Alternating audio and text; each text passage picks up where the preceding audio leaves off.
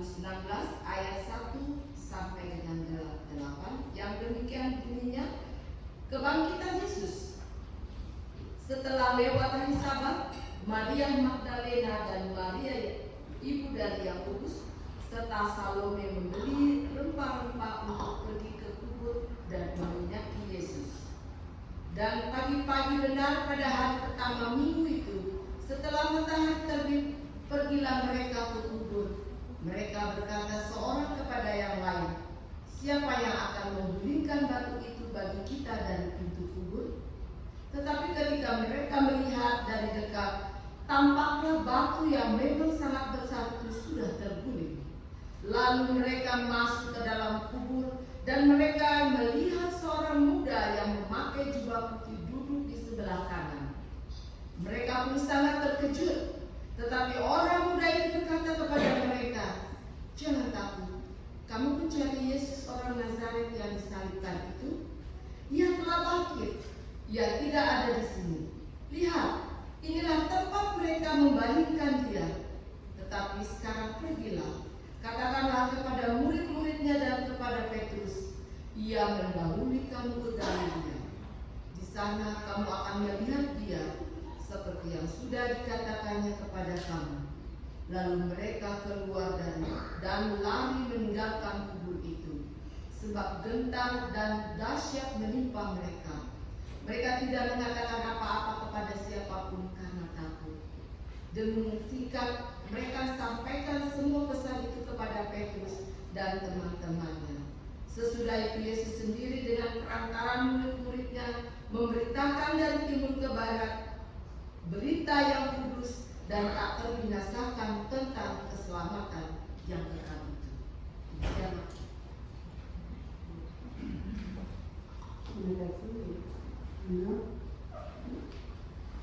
Saudara-saudara yang dikasih dalam Yesus Kristus, mungkin saudara-saudara bertanya-tanya atau curious, mengapa pembacaan Alkitab hari ini adalah kebangkitan Yesus?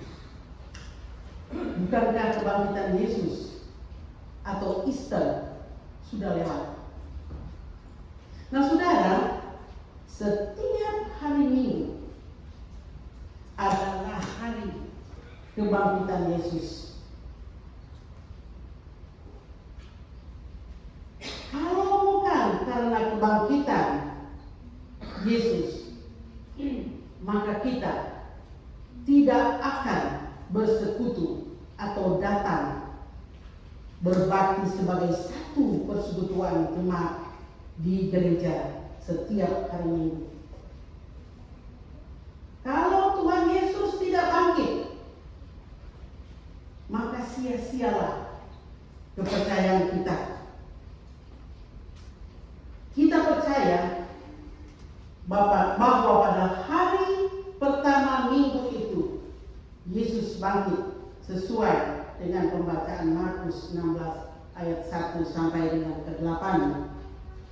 Oleh sebab itu kita percaya bahwa hari Minggu adalah hari persekutuan orang-orang percaya untuk bersama-sama bersekutu beribadah di rumah Tuhan ini. Nah saudara-saudara, keempat Injil menyaksikan bahwa Yesus memang bangkit pada hari Minggu.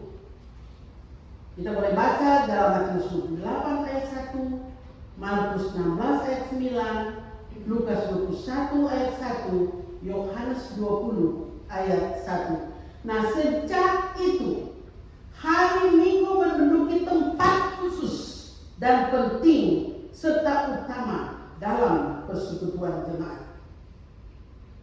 Nah kebangkitan Tuhan Yesus pada hari Minggu meyakinkan dunia tentang kebenaran bahwa Yesus adalah Tuhan.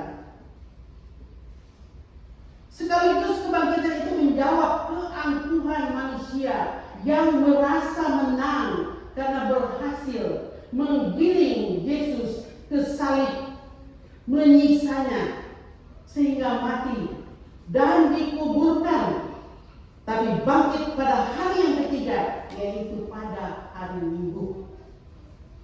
Dan itu juga merupakan kesaksian kepada dunia yang mengakui hari Minggu sebagai hari yang dihormati, karena itu menjadi hari libur secara internasional. Nah, namun saudara-saudara, menjadi pertanyaan, sejauh mana orang Kristen sendiri menghormati dan mengkuduskan hari Minggu? Dari fakta kita melihat bahwa jumlah pengunjung ibadah dibandingkan jumlah warga gereja yang tercatat maupun yang merasa Kristen tetapi tidak terdaftar sebagai anggota gereja tertentu, sesungguhnya fakta ini tidak seimbang. Banyak orang Kristen yang menganggap hari Minggu sekedar hari libur, karena itu memanfaatkannya dengan bermalas-malasan di rumah atau hari piknik, ke beach, ke belanja atau dan lain-lain sebagainya. Justru ada conversation dengan saya bilang, kenapa tidak masuk gereja? Dia bilang, oh, orang kan so nonton Joel Osteen, nonton Joel Osteen. Dalam diri itu nonton, bukan hadir di gereja, bersekutu di gereja. Jadi saudara-saudara lain itu bersekutu di ruangan gereja dan nonton televisi. Dia kan Joel Osteen jago. Oh iya, memang jago sekali. Tapi kalau saudara tidak beribadah di gereja, tidak beribadah hari Minggu, itu berarti tidak beribadah. Itu nonton TV namanya. Nah, saudara, sebagai ilustrasi, sejak beberapa tahun yang lalu pemerintah Pakistan memberlakukan hari Jumat sebagai hari libur dan hari Minggu sebagai hari kerja. Bagi orang Kristen pada hari Minggu diberi kesempatan untuk pergi ke gereja pada jam tertentu, tetapi sesudah itu harus kembali ke tempat pekerjaan. Nah, apa yang terjadi pada saat itu? Jumlah pengunjung kebaktian menanjak. Ini disebabkan oleh beberapa hal. Ada dua hal. Perubahan hari Minggu menjadi hari kerja bagi orang-orang Kristen di negara tersebut adalah tantangan. Kedua, pada hari itu orang-orang tidak lagi bepergian untuk berlibur.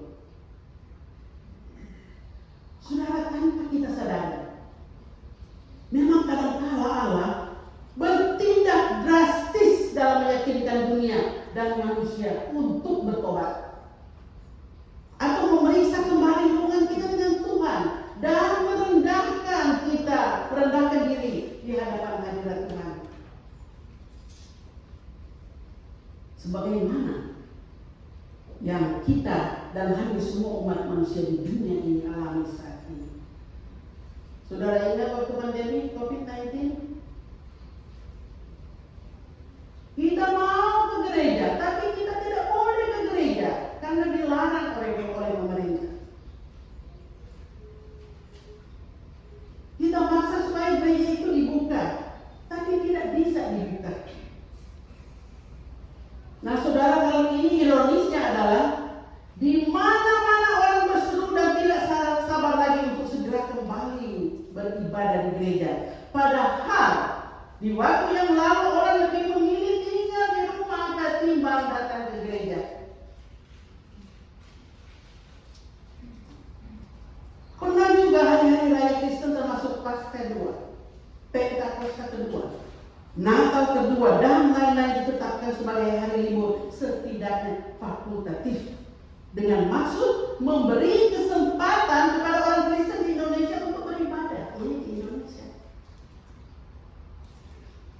Tapi benarkah pada hari-hari tersebut orang Kristen betul-betul beribadah?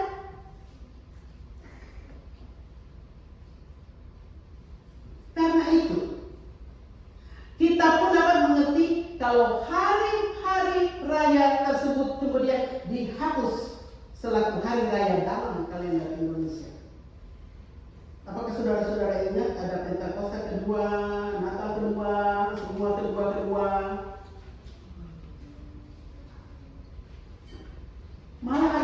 Kedua itu mereka berlibur kemana-mana, bukan datang di gereja. Mungkin juga kita alami di sini. Nah, saudara-saudaraku, Paskah harus dimengerti sebagai peristiwa pembebasan dan persekutuan. Jadi Paskah bukanlah sekedar sejarah yang sudah lewat, yang hanya menjadi kenangan rohani saja, melainkan peristiwa yang mempunyai akibat yang langsung dalam kehidupan saudara dan saya. Sebab Yesus yang bangkit itu tidak hanya membebaskan kita dari dosa-dosa kita, melainkan juga mempersatukan kita dalam persekutuan yang Ia selamatkan, suatu persekutuan baru. Jadi setiap orang percaya, setiap kita harus menginsyafi diri sebagai orang yang sudah dibebaskan, dihapuskan dari dosa-dosanya oleh Kristus, dan harus dapat memelihara dirinya dari pengaruh dosa sehingga ia tetap tinggal dalam persekutuan penyelamatan Tuhan. Saudara, Tuhan Yesus bangkit tidak hanya menyelamatkan dan mempersatukan orang-orang percaya dalam persekutuan penyelamatannya, tetapi Ia juga melalui Roh-Nya yang kudus membaharui orang-orang percaya terus-menerus menjadi manusia-manusia baru sepanjang orang-orang itu mau dibaharui. Saudara, jadi orang-orang percaya itu hendaknya selalu berusaha memelihara dan hidup dalam persekutuan dengan Tuhannya dan sesamanya di dalam persekutuan penyelamatan Tuhan, seperti saat ini di dalam gereja. Saudara, Paskah mengandung arti sekaligus pembebasan dan persekutuan. Artinya setiap orang yang hidup di dalam Kristus memahami bahwa ia sedang memasuki atau berada dalam proses hidup yang baru, di mana dosa tidak lagi berkuasa. Saudara boleh baca di dalam Roma 6 ayat 11. Dan ia hidup sebagai suatu ciptaan baru di dalam Kristus, 2 Korintus 5 ayatnya yang ke-17. Nah, persekutuan orang percaya ini dapat juga disebut sebagai masyarakat Paskah yang bertumbuh secara teratur sesuai dengan kepenuhan Kristus, Efesus 4 ayat 13. Masyarakat Paskah yang sudah mengalami pembebasan dari dosa dan yang sudah dipersekutuan dalam persekutuan orang-orang yang sudah diselamatkan, merayakan kebangkitan Kristus atau Paskah pada hari pertama setiap hari Minggu, yaitu hari Minggu atau hari Jumat. Jadi hari Minggu ini adalah hari Tuhan, bukan hari libur. Mereka yang menyaksikan kebangkitan Yesus didorong oleh suatu kerinduan yang meluap-luap, yang tidak tertahankan untuk memberitakan kabar kebangkitan itu kepada orang lain. Nah, dalam bacaan selanjutnya Markus 16 ayat 9 sampai dengan 10. Maria Magdalena dan 2 orang murid yang menyaksikan penampakan diri Tuhan Yesus memberitakannya kepada murid yang lain. Ayatnya yang ke-10 dan ke-13. Kabar tentang Yesus yang bangkit mendasari pemberitaan orang percaya. Dan dasar pemberitaan tentang Yesus yang bangkit itu pula menyebabkan kepercayaan kita tidak sia-sia. 1 Korintus 15 ayat 14 dan 17. Dengan kata lain, saudara-saudara, peristiwa kebangkitan Yesus adalah inti, dengar baik-baik, adalah inti dan pusat kepercayaan Kristen. Untuk itulah maka kitab-kitab Injil dan seluruh surat-surat Paulus ditulis. Yang disampaikan oleh Injil, mulai dari fakta kelahiran, pelayanan Yesus serta peristiwa lainnya, seolah-olah hanyalah introduksi kepada peristiwa di hari pertama itu. Nah, di dalam sejarah penyelamatan Allah, setiap orang percaya dan kebangkitan Yesus melalui kesaksian orang percaya yang terdapat dalam Alkitab. Di sini letak persoalannya, yakni bagaimana orang percaya meyakini sungguh-sungguh bahwa Yesus telah bangkit. Setiap orang percaya, setiap orang Kristen, setiap kita yang berada di sini dipanggil untuk menyaksikan tentang Yesus yang bangkit melalui pemahaman isi firman Allah di dalam Alkitab. Hanya saudara-saudara dengan memahami firman Allah yang benar tentang Yesus yang bangkit, maka orang mengalami percaya yang sungguh untuk mampu memberitakannya kepada orang lain. Karena itulah pada setiap hari Minggu kita datang berkumpul melalui persekutuan ibadah untuk merayakan kebangkitan Kristus yang adalah juga kebangkitan kita menjadi manusia-manusia baru melalui pemberitaan firman dan puji-pujian. Kalau kita cuma tinggal di rumah, cuma dengar-dengar atau baca-baca Alkitab, orangnya mau mengerti. Orang lain pendeta tak lain-kali tak mengerti apa kita baca Alkitab. Cuma Roh Kudus yang boleh menolong kita. Dan juga kalau ada grup-grup Bible study atau apa, dan bisa ada pendeta yang membimbing saudara-saudara untuk mengerti apa itu Alkitab, apa itu firman Tuhan buat kita. Jangan sok-sok tahu. Oh, kita baca Alkitab tiap hari. Mengerti atau enggak? Apa yang kata Alkitab?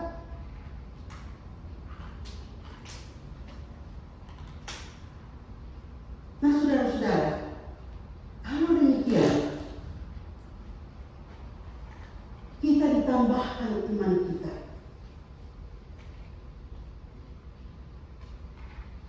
Supaya kita didorong dengan semangat yang meluap-luap untuk memberitakan kebangkitan Yesus kepada banyak orang dan sebanyak-banyaknya orang. Nah, saudara-saudara, sejak peristiwa kebangkitan Kristus terjadi perubahan besar pada sikap para murid di Yerusalem. Beberapa hari sebelumnya para murid Yesus berada dalam keadaan muram. Tuhan Yesus yang semula mereka harapkan menjadi Mesias ternyata dijatuhi hukuman mati. Mereka takut kalau mereka sebagai pengikutnya juga akan ditangkap dan menjalani nasib seperti Tuhan Yesus. Nah, menurut kitab Injil Yohanes, murid-murid itu berkumpul di suatu tempat dengan pintu-pintu yang terkunci karena mereka takut kepada orang-orang Yahudi. Tetapi beberapa hari kemudian mereka sudah berani berada di jalan-jalan raya kota yang sama dan berkata dengan lantang, "Hai kamu orang Yahudi dan kamu semua yang tinggal di Yerusalem, Yesus yang telah kamu salibkan dan kamu bunuh, Yesus yang telah kamu salibkan dan bunuh, tetapi Allah membangkitkan dia. Tentang hal itu kami semua adalah saksi."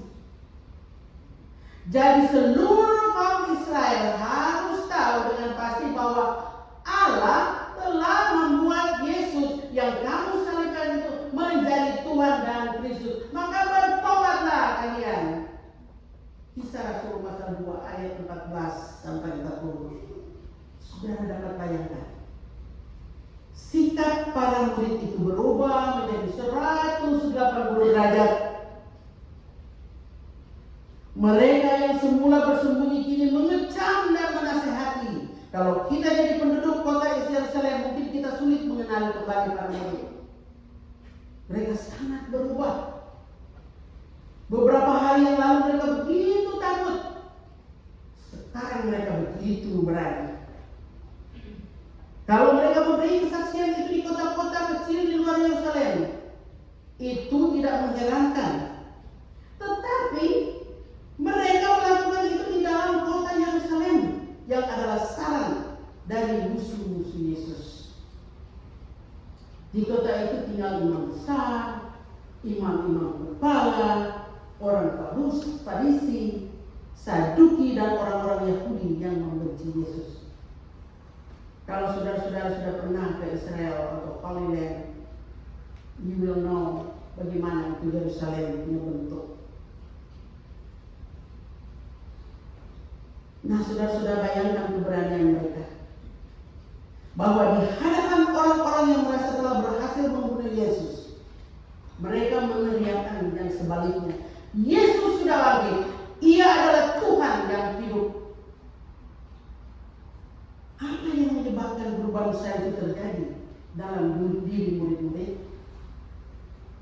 Apalagi kalau bukan bahwa Yesus sungguh-sungguh sudah bangkit. Mereka sungguh-sungguh mengalami kuasa kebangkitan yang luar biasa itu, bergelora dalam hati dan sanubari mereka. Dengan demikian, seluruh misteri kehidupan dan kematian manusia tersingkap pada peristiwa kebangkitan Yesus. Seluruh ketidakpastian, kebimbangan, keraguan-raguan, ketakutan dalam hidup mendapat jawabannya pada kebangkitan Kristus, yaitu hari Minggu. Melalui kebangkitan Kristus, kita memperoleh suatu pengharapan yang hidup. Karena itu Kristus adalah jawaban bagi seluruh persoalan dan pergumulan hidup kita, hidup saudara dan saya. Kebangkitan Kristus menjadi jaminan bagi suatu hidup yang penuh sukacita, damai sejahtera, dan kesentosaan serta hidup yang kekal, baik di dunia ini maupun di dunia seberang.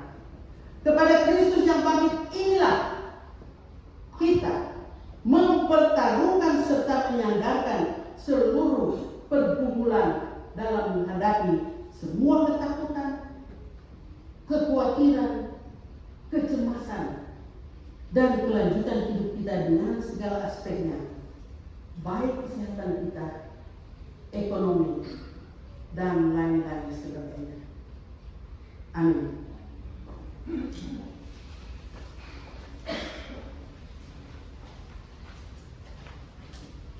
Ibu Pendeta boleh duduk. Selanjutnya, kesaksian pujian